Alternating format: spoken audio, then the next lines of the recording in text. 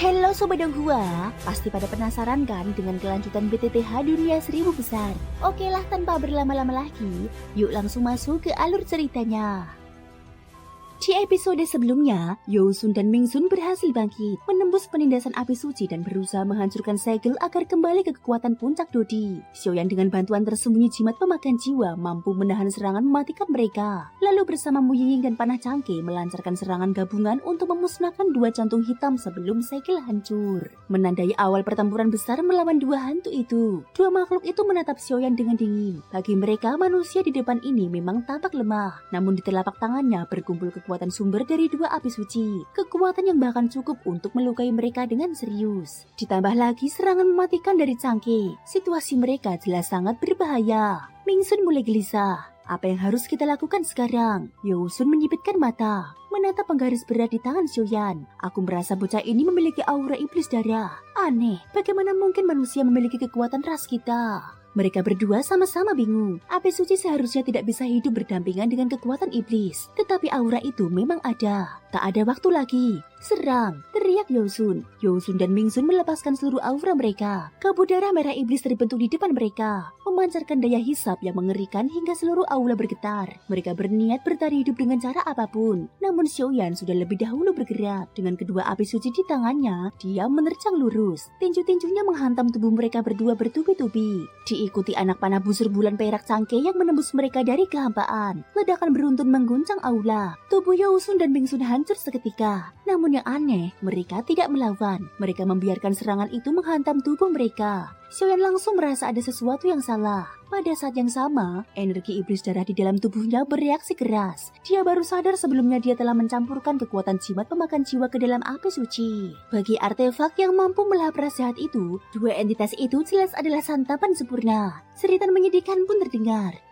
Apa ini? Kekuatan mereka sedang disedot habis. Xiaoyan melihat dengan jelas, dua kekuatan entitas itu tidak menghilang ke udara, melainkan tersedot masuk ke jimat pemakan jiwa miliknya. Dia sendiri pun terkejut, ternyata bisa begini juga. Jimat itu bahkan menyerap kekuatan mereka langsung ke dalam cincin Xiaoyan, lalu menelannya. Xiaoyan merasakan perubahan besar terjadi pada artefak itu, seolah dia berevolusi setelah melahap energi iblis tingkat tinggi. Sementara dua jantung Yousun dan Mingsun kini tinggal dua bayangan hitam yang nyaris hancur. Kembalikan kekuatan kami. Mereka meraung marah. Cangke berdiri di depan Xiaoyan dan bersiap melindunginya. Meski kekuatannya turun setelah menembakkan busur bulan perak, serangan tadi jelas sangat efektif. Namun dua entitas itu tidak berniat menyerah. Ayo, selama masih hidup, masih ada harapan. Bocah sialan, lain kali kita bertemu. Kau akan tahu apa itu ketakutan. Ucapannya mengandung ejekan. Mereka segera menyapu masuk ke dalam kabut darah. Cangke bergerak cepat. Kekuatan hidup dan mati berkumpul di telapak tangannya. Serangan yang pasti bisa menghabisi mereka sepenuhnya.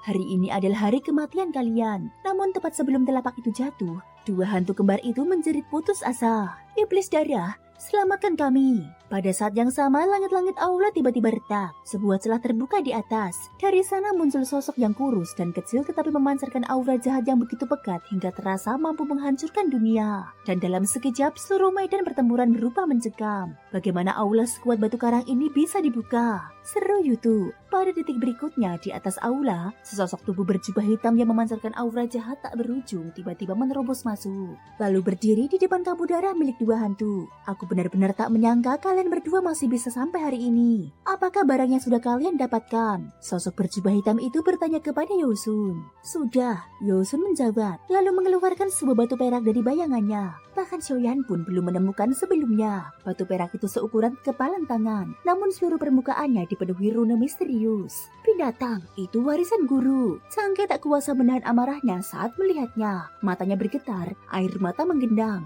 Apa? Xiaoyan langsung mengernyit saat mendengarnya. Di atas batu perak itu, kekuatan yang sangat memukau perlahan berdenyut. Saat kekuatan itu muncul, Yuru yang berada di samping merasakannya paling dalam. Pada saat itu, rune warisan di dahi Yuru memancar sangat terang. Kita tidak boleh membiarkan mereka kabur. Tunggu dingin Cangke. Saat ini dua hantu sudah terluka parah oleh mereka. Ini adalah kesempatan terbaik untuk menghukum mereka. Jika mereka lolos sekarang, akan sulit mengejar mereka di masa depan. Terlebih lagi dia baru mengetahui bahwa warisan gurunya ternyata masih berada di tangan dua hantu sialan itu. Warisan peribulan terlalu menakutkan. Jika diwarisi manusia, pasti akan lahir seorang doa sejati yang kuat. Itu akan menimbulkan masalah besar bagi kita. Jadi lebih baik kubawa kembali dan kusegel. Dari balik jubah hitam merah darah, iblis darah tertawa dingin. Bahkan menghadapi dua api suci dan cangkih, dia sama sekali tak menunjukkan rasa takut. Orang ini pasti yang merasuki tubuh Ki Hawking. Awalnya, dalam tubuh Ki Hawking hanya ada kutukan darah. Tak kusangka kutukan itu ternyata dibuat oleh iblis darah. Fluktuasi yang begitu menakutkan. Orang ini jelas tidak mudah dihadapi, ucap Xiaoyan di dalam hatinya. Orang ini bukan iblis darah. Iblis darah adalah yang terkuat di antara iblis darah. Kekuatannya setingkat immortal. Sedangkan orang di depan kita ini, meski auranya mirip utusan iblis darah, kekuatannya belum mencapai dosian. Paling tinggi hanya puncak dodi. Seharusnya ini tubuh manusia yang memiliki kekuatan sumber iblis darah. Tetapi menyebutnya sebagai iblis darah juga tidak salah. Setelah Cangke selesai berbicara, kilatan niat membunuh melintas di matanya. Hahaha, Cangke, murid peri Jiaoyu, aku memang bukan iblis darah, tetapi kami harus pergi. Dengan kalian saja tak mungkin bisa menahan kami. Sosok yang mirip dengan iblis darah berjubah merah darah itu berkata pelan, suaranya dipenuhi kejahatan. Serang, Cangke tak ingin membuang waktu. Warisan gurunya masih di tangan mereka, jadi dia tak berani ragu. Pum pum pum.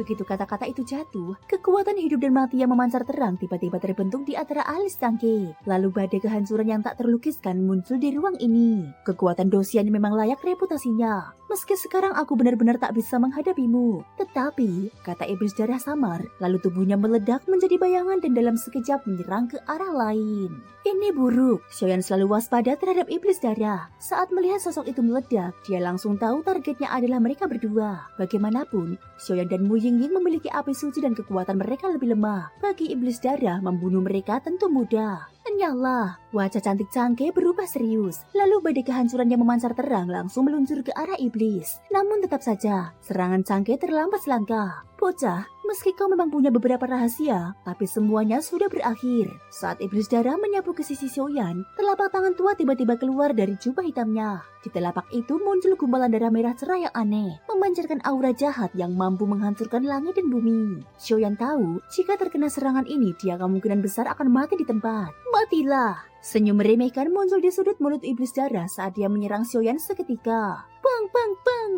Begitu serangan mengerikan itu dilepaskan, ruang di sekitar Xiaoyan langsung disegel. Aura kuat iblis darah membuatnya tak bisa bergerak. Menghadapi serangan mendadak itu, Xiaoyan tak punya cara lain selain mengguncang Mu Yingying menjauh dengan gaya kejut balik. Lalu sedikit mengangkat penggaris kuno api abadi di punggungnya. Cahaya api menyala di pupil matanya. Saat ini tatapan Xiaoyan sangat dalam. Dia tahu ini bukan permainan. Jika gagal, nasibnya akan berakhir. Xiaoyan, kau! Mu Yingying panik. Dia tahu kekuatan serangan iblis darah itu. Jangan mendekat. Serangan itu terlalu kuat. Sekarang maju sama saja mencari kematian. Saat Mu Yingying hendak bergerak, Cangke menahannya dengan satu tangan. Bahkan sebagai Dosian, dia pun merasakan ketidakberdayaan menghadapi kekuatan itu. Dia akan mati. Mu Yingying berkata dengan marah. Dia tidak akan mati. Percayalah padanya. Entah kenapa Cangke yakin, orang yang diakui Xiaomu jelas bukan orang biasa. Mu Yingying tak berkata lagi. Namun saat itu, pupil matanya berubah biru. Bahkan rambut hijaunya pun berubah biru. Dia lalu berbisik pelan yang hanya dia sendiri dengar. Jika dia terluka, maka biarlah semuanya mati bersamanya. Ini adalah kebanggaan dari kepercayaan mutlak pada kekuatannya sendiri. Dari ucapan Mu Yingying bukan hal mustahil. Bagaimanapun identitasnya sebagai Santo ada di sana. Jika benar sampai tahap terakhir. Iblis darah, cepat atau lambat aku akan memusnahkan seluruh rasmu untuk membalaskan dendam orang itu. Ucap Xiaoyan dengan pelan.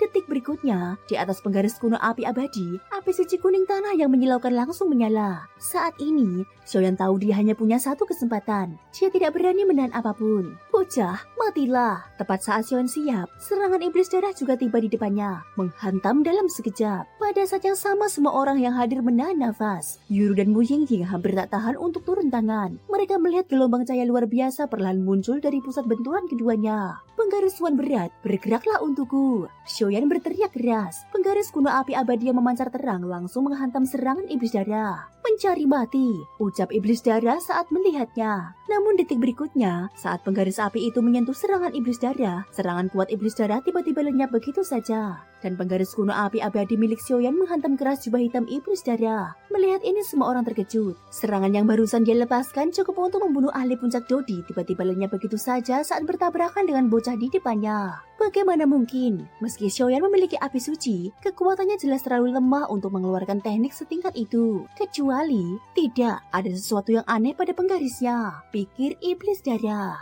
Dia langsung mundur secepat kilat, mencoba menghindari serangan Xiaoyan. Namun serangan itu mengandung kekuatan api suci, mustahil untuk dihindari sepenuhnya. Bum bum bum. Api suci kuning tanah membungkus penggaris kuno api abadi dan menghantam keras tubuh iblis darah berjubah hitam. Suara benturan berat terdengar dari balik jubahnya. Melihat celah itu, Changke langsung bergerak. Tangan gioknya terangkat dan sebuah telapak energi menghantam. Di bawah serangan gabungan Xiaoyan dan Changke, iblis darah memuntahkan darah hitam. Auranya langsung merosot drastis. Bahkan di jubah hitamnya, sisa api suci kuning milik Xiaoyan masih membakar. Bajingan! Dia tak tahu kenapa serangannya bisa hilang tadi. Tapi yang jelas, serangan api suci Xiaoyan dan tekanan Changke telah melukainya cukup parah. Pada saat yang sama, di luar, di atas pulau kelinci giok, gelombang kehancuran dari serangan iblis darah tadi akhirnya jatuh. Ledakan raksasa menghantam pulau itu dari langit. Setengah pulau kelinci giok langsung lenyap menjadi kehampaan. Inilah kengerian kekuatan sumber iblis darah yang merasuki tubuh Ki Hawking. Sementara itu teknik penggaris penggeser langit milik Xiaoyan memang mampu mengalihkan serangan lawan lalu membalikannya menjadi serangan balik dahsyat. Itulah keunggulan unik senjata itu. Namun Xiaoyan sendiri juga tidak baik-baik saja. Dia hanya jauh di bintang 6, namun memaksa mengalihkan serangan iblis darah. Jika bukan karena api suci yang menekan kekuatan iblis darah, dia tak mungkin berhasil. Xiaoyan, bantu aku, seru dingin Changke. Dia sudah memahami teknik Xiaoyan tetapi tak punya waktu meratapi pulau kelinci giok yang hampir hancur. Iblis darah sekarang terluka. Ini kesempatan membunuhnya. Apalagi batu warisan beribulan masih di tangannya. Pemakaman langit batu hancur. Energi dalam tubuh Xiaoyan kacau akibat serangan tadi. Namun dia tidak peduli. Dia menelan pil tingkat tinggi berturut-turut seperti tanpa batas. Setelah beberapa tegukan, meridiannya pulih. Kali ini teknik pemakaman langit batu hancur yang dilepaskan jauh lebih kuat dari sebelumnya. Salah perhitungan, gumam iblis darah dari balik jubah. Dia sebenarnya punya banyak cara mengejutkan Xiaoyan dan Changke. Jika dia memiliki seluruh kekuatan sumber iblis darah, mereka berdua sudah mati sejak awal. Tetapi sekarang dia tidak punya waktu. Prioritasnya, merebut batu warisan beribulan dan menyelamatkan dua hantu. Dia sadar melawan Changke terus hanya akan merugikan dirinya. Dia harus segera mundur. Di dalam kabut darah, Yousun berbisik. Sepertinya kekuatan sumber iblis darah di tubuhnya tak bisa mengalahkan Changke. Mungkin, kalau utusan iblis darah asli datang, bahkan beribulan pun bisa dilawan. Tapi dia hanya punya sebagian kekuatan. Tak bisa menang. Tapi kita juga tak akan tertahan jika kabur. Lalu dia menatap Xiaoyan dengan benci. Bocah itu aneh. Api suci keduanya barusan menyerap sebagian besar kekuatan sumber kita. Memang,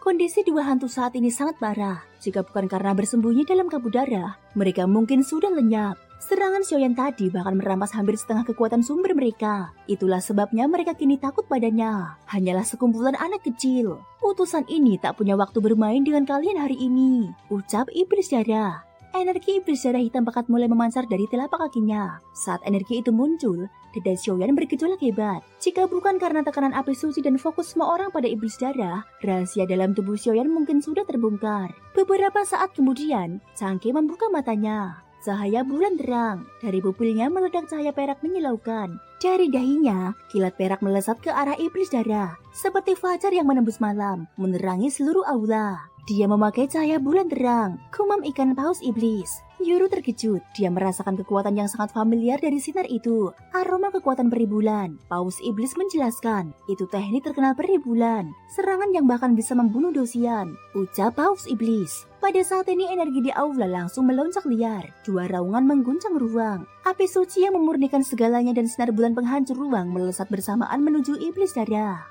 Dia sudah terluka oleh api suci Xiaoyan. Menghadapi serangan gabungan ini, dia tak berani menahan. Dia langsung melesat ke kabut darah, berniat untuk kabur. Dia juga meraih dua hantu dengan satu tangan, lalu segera melesat ke lubang keluar di langit aula. Mau lari kemana? Teriak Xiaoyan dan Changke bersamaan. Terlambat, kata Yousun. Saat itu juga iblis darah membuat keputusan cepat. Dia melempar batu warisan beribulan ke sisi lain aula. Sial, Changke langsung melompat mengejar. Batu warisan itu tidak boleh rusak. Sementara itu, iblis darah tertawa liar saat melarikan diri. Changke, Dua manusia pemilik api suci, saat ras kami datang lagi, itulah hari kematian kalian. Nikmati sisa waktu damai kalian. Kabut darah bergolak, Ming Sun tertawa gila. Namun, sebelum tawa itu selesai, sebuah penggaris raksasa berapi kuning menembus tubuhnya. Iblis darah, cepat, teriak Yosun panik. Iblis darah terkejut, namun tak berhenti. Tubuhnya berkedip dan dia lenyap keluar aula. Keheningan jatuh. Xiaoyan menatap tempat mereka menghilang. Mata dipenuhi niat membunuh dingin. Sial, mereka lolos lagi. Reruntuhan telah berakhir dan alur baru akan dimulai. Thank you guys sudah mendengarkan ceritaku di episode kali ini sampai akhir. Ikutin terus kelanjutan episode berikutnya ya. Terima kasih buat kalian semua yang udah subscribe, like, dan komennya. Semoga hari kalian menyenangkan. Sampai jumpa dan bye-bye.